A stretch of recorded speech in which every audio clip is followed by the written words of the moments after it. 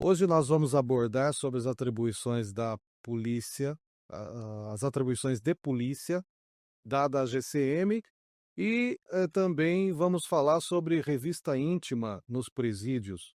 Mas antes, peço que você que ainda não se inscreveu em nosso canal, que se inscreva, curta e compartilhe com os amigos. Nossos convidados de hoje são Dr. Ribeiro, advogado criminal, pós-graduado em Direito e Processo Penal, MBA em Gestão Empresarial pela FGV de São Paulo, diretor jurídico do CDL de Itaquera, membro da ASP desde 2016 e um empreendedor nato desde os 9 anos de idade. No assunto de hoje, eles vão compartilhar conosco um pouquinho de seus conhecimentos e vamos falar sobre revista íntima nos presídios, julgamento que vai ser retomado pelo STF na próxima quinta-feira, dia 27 de março. E vamos falar também da atribuição de polícia dada à Guarda Civil Metropolitana, que também foi interpretação do STF. Muito bom. Oi, doutor Ribeiro, muito obrigado por participar conosco deste podcast. E já para começar, eu gostaria de pedir que o doutor pontuasse a respeito dessa questão que entra em julgamento, né? Retoma o julgamento do STF no próximo dia 27, que é a respeito da revista íntima no presídio. O placar está 2-1 contra a revista. Saudações cordiais, doutor Vanor, doutor Edmilson, doutor Sérgio, Doutor, obrigado pelo convite. a toda a nossa audiência do Fala Direito.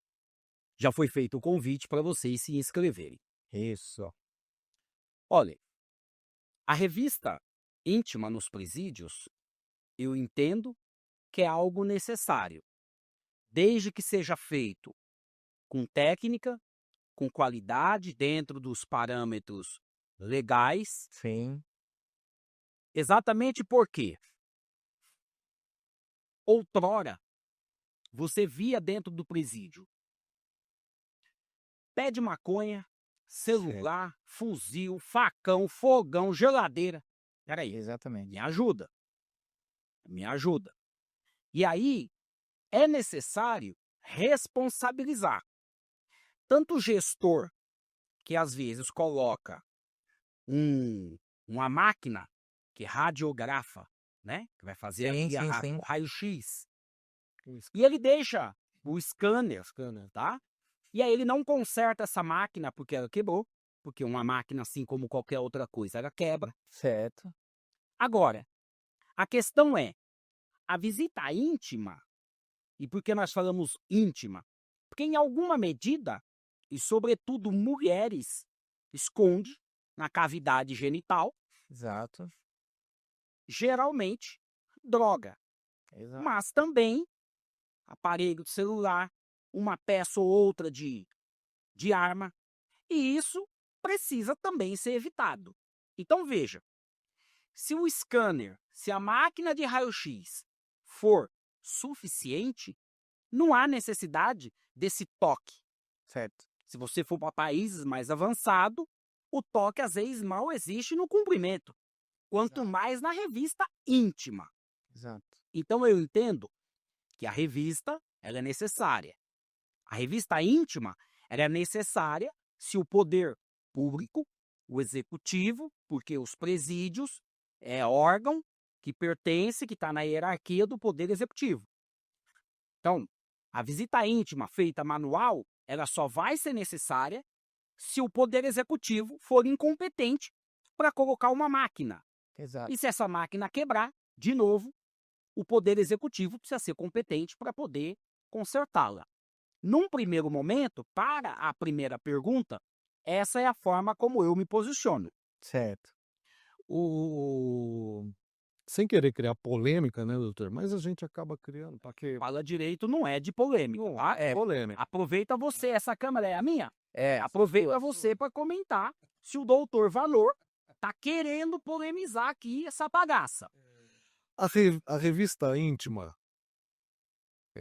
ela não é vexatória e ilegal, pois Eu entendo que ofende a dignidade da pessoa humana. A resposta é sim, ela é vexatória.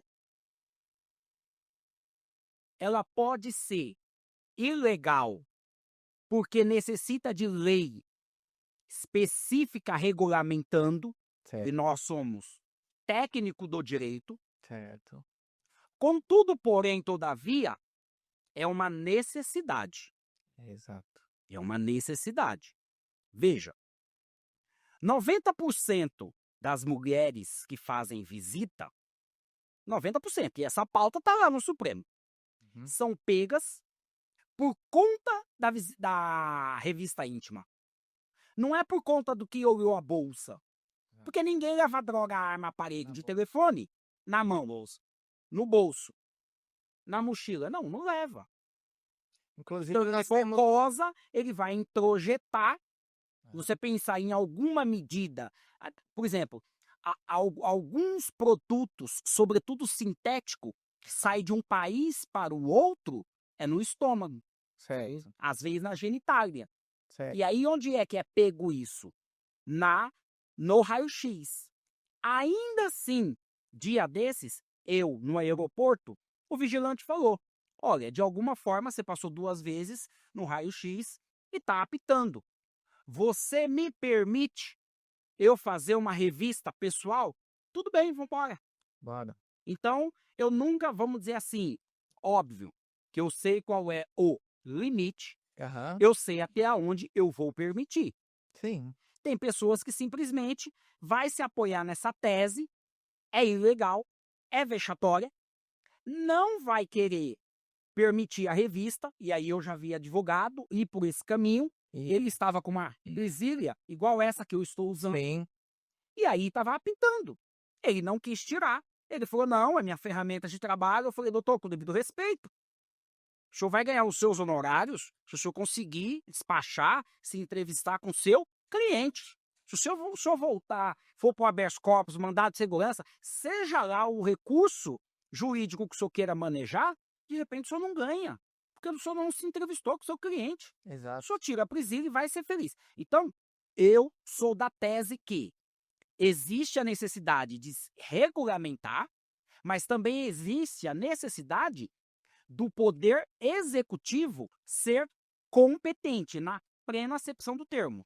Até porque somos a 4ª população carcerária do mundo, do Aham. planeta. E se cadeia resolvesse, o Brasil era para ser gente, igual diz minha mãe. Exatamente. Então, por favor, não é encarcerando a solução do Brasil. Aham. Ah, então vamos só educar e não vamos combater, ter medidas coercitivas? Ambos são necessários. É como o Estado, assim, através de uma campanha, orientar a visita. Olha só. Veja. Primeiro, quando eu respondi sim, Sim. é de que existe um armário para que o profissional da advocacia, o oficial de justiça, eventualmente o promotor, ele deixe, né, os seus pertences no armário. Sim. Agora, não existe nenhum regramento propriamente impedindo Sim. o profissional da advocacia a entrar com relógio. Certo. Até porque a conversa com o cliente, a entrevista com o cliente, se dá no parlatório. E Parlatório. no parlatório, veja, tem um interfone, Uhum. tem aqui uma grade, Sim. nos termos igualzinho tem às vezes você vê no filme Sim. policial. Uhum. Então veja, não existe aquele contato direto. Não tem. Às vezes tem lá, por exemplo, tem lá uma espécie de uma grade, uma chapa que é chamada de moeda. Isso. E aí um acrílico. E tem algum E às vezes acrílico. você pode muito bem passar uma caneta, passar uma Claro. presilha de cabelo, a presilha de gravata. Aham. Então é para poder evitar isso. Certo. E às vezes o agente, né, o agente da polícia penal, ali o carcereiro, quem está na portaria, ele tenta evitar.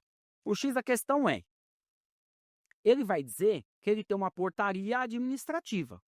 Certo. Ocorre que nós, sendo técnico do direito, nós sabemos que a norma ela precisa decorrer da lei e não propriamente de uma portaria administrativa que impede. Exato. E aí, eu fico no bom senso. Eu como advogado criminal, que milito 24 horas por dia, o Sim. que eu sempre digo é: o bom senso resolve muita coisa, inclusive Inclusive. essa orientação para a família. Sim. O que a SAP, que é a Secretaria de Administração Penitenciária, faz. Por escrito, ela dá um formulário, uma lista dizendo: isso não pode entrar, isso não pode entrar, isso não pode entrar. E olhe, me perdoe, me desculpe, mas você dizer para, vamos dizer assim, para o delinquente: tá aqui a cartilha, você não pode traficar, pá, É. papo furado. Não, corta essa. Enxugar gelo. Você enxugar gelo.